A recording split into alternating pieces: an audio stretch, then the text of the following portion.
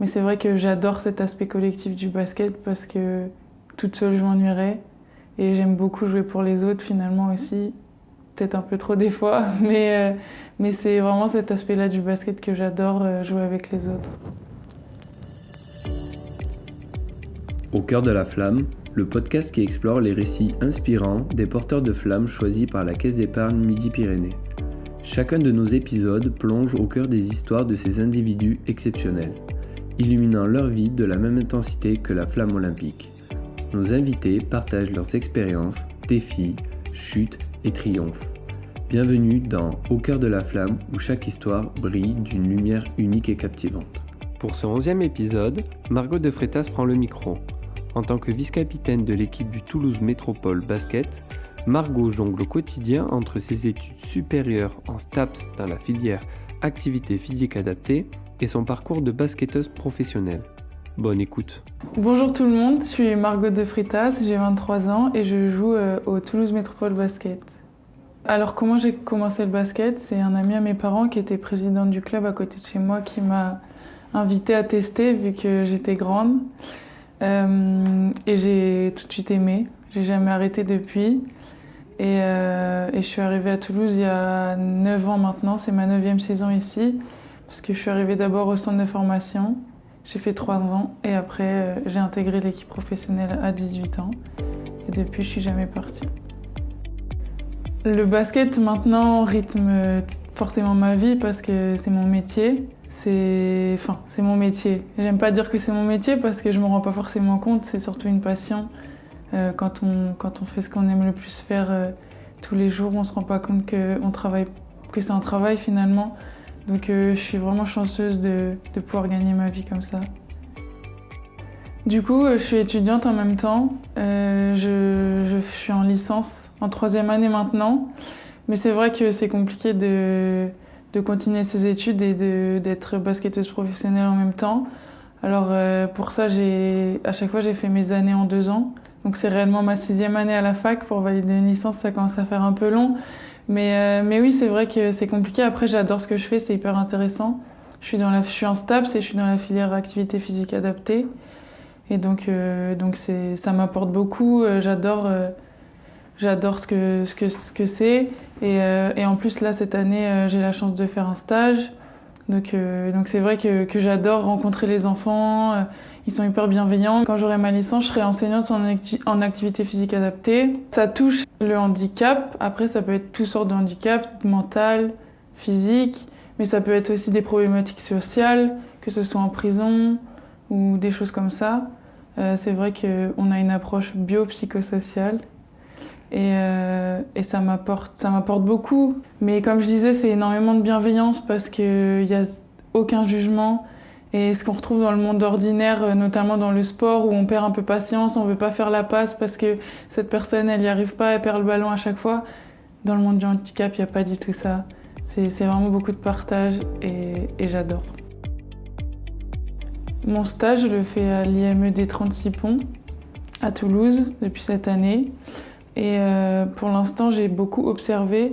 C'est des enfants à peu près l'âge du collège, qui donc il y a beaucoup de déficiences intellectuelles. Ça peut aller de l'autisme, il y a des trisomiques, ou sinon de la simple, entre guillemets, déficience intellectuelle. Et donc avec mon tuteur, on fait les séances de sport, un peu le professeur de sport finalement. On a des séances que ce soit un peu tout, et des fois c'est parcours moteur, des fois c'est des séances individuelles où on fait ce qu'ils aiment le plus. Des fois il y a des séances de sport collectif, donc là en ce moment c'est Ultimate. Avant on a fait handball, il y a de la natation, il y a du VTT. Donc voilà, l'objectif de l'IME c'est vraiment d'essayer d'amener les jeunes à être autonomes, et donc on essaye de leur apprendre les bases du sport, avoir ne serait-ce qu'une bonne hygiène de vie, c'est-à-dire le minimum de sport qui est recommandé. Savoir nager, c'est des choses qui sont importantes et que chez eux, c'est pas forcément ce qu'ils apprennent avec leurs parents ou parce que c'est compliqué. Sur le peu de temps que j'ai fait, là, en quelques mois, on voit l'évolution. Honnêtement, je pensais pas qu'ils évolueraient aussi vite. Mais je pense que le sport, ça les canalise beaucoup. Et souvent, on a les autres professionnels, quand il y a des cas lourds, des autistes qui font des crises, les autres professionnels qui disent « Ah, aujourd'hui, avec nous, il a été violent » ou des choses comme ça. Du coup, on sent que nous, avec le sport, ils sont pas du tout pareils, ils prennent plus de plaisir. Je suis aussi marraine de la section de basket adapté du club de Colomiers. Ils ont 2 équipes donc de basket adapté. J'essaye de les représenter aussi à travers tout ça. J'essaye de les soutenir comme je peux, j'essaie de les représenter comme je peux, de leur donner de la visibilité. C'est vrai qu'eux aussi, en échange, ils me rendent beaucoup. Ils sont déjà venus nous supporter à des matchs et je suis très contente d'avoir la chance de faire ça. Comme je disais, ça fait 9 ans maintenant que je suis au club. Donc j'ai l'habitude de dire que c'est ma deuxième maison. Je suis arrivée, j'avais 15 ans. J'ai quitté... j'avais déjà quitté un peu avant mes parents parce que j'avais fait 2 ans au Pôle Espoir. Mais c'est vrai que partir à 6 heures de la maison, c'est pas facile à 15 ans.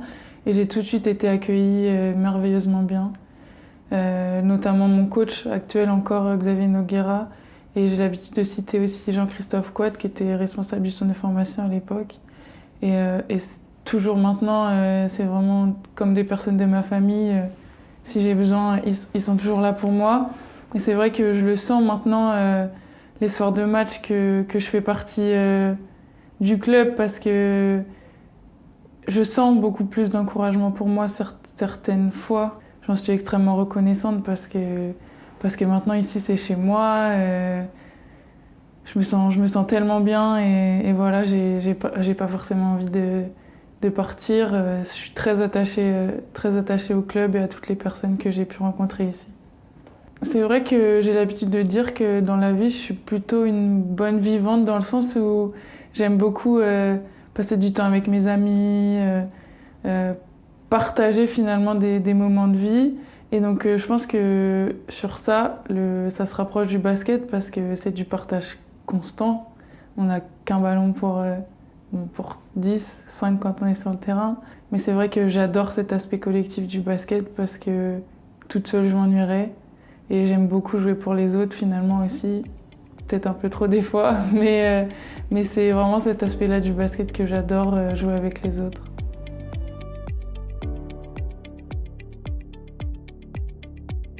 Quand j'ai su que j'allais être porteuse de la flamme olympique, c'est le président du club qui m'a appelée, qui m'a dit que du coup la caisse d'épargne allait me contacter derrière pour m'annoncer. Et c'est vrai que je m'y attendais pas du tout sur le coup et ça a été une énorme fierté. Déjà je suis très reconnaissante je voudrais remercier la caisse d'épargne. Et ensuite, ça me porte à cœur de pouvoir aussi représenter mon club et la ville et pouvoir redonner justement, comme je disais, vu que maintenant c'est chez moi, qu'on m'a beaucoup apporté.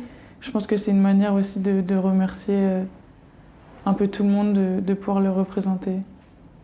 Je pense qu'en ayant la chance de porter la flamme, j'aimerais véhiculer toutes les valeurs qui me tiennent à cœur.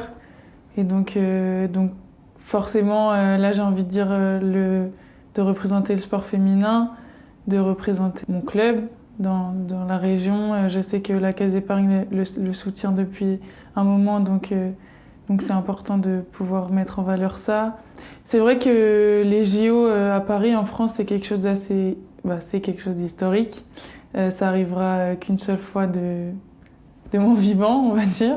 Je savais forcément qu'en tant que basketteuse, j'allais pas pouvoir y jouer. Et le fait de pouvoir porter la flamme et d'apporter ma petite pierre à l'édifice, je m'y attendais pas du tout. Je suis assez fière de pouvoir le faire. J'ai hâte de vous retrouver début mai lors de mon passage avec la flamme olympique.